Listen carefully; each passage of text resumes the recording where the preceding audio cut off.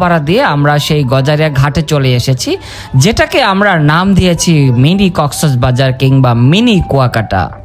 এখানে আসলে আপনি একটা মিশ্র অনুভূতি পাবেন। কখনো মনে হবে আপনি চট্টগ্রামের পতেঙ্গায় দাঁড়িয়ে আছেন, কখনো মনে হবে আপনি কক্সবাজারের সমুদ্র সৈকতে দাঁড়িয়েছেন, আবার পরক্ষণেই যখন সূর্যাস্ত উপভোগ করবেন তখন মনে হবে আপনি সেই কুয়াকাটায় দাঁড়িয়ে সূর্যাস্ত উপভোগ করছেন। এই যেন এক অন্যরকম অনুভূতি।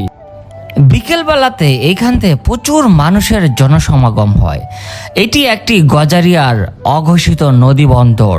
মূলত গজারিয়ার সাথে সারা দেশের লঞ্চ যোগাযোগের একমাত্র মাধ্যম হচ্ছে আমাদের এই গজারিয়া ঘাট। অন্যরকম একটি বিকেল কাটানোর জন্য বেছে নিতে পারেন এই জায়গাটিকে। এখান থেকে আপনি সূর্যাস্ত উপভোগ করতে পারবেন। তখন মনে হবে ঠিক যেন কুয়াকাটার পাড়েই দাঁড়িয়ে আছেন।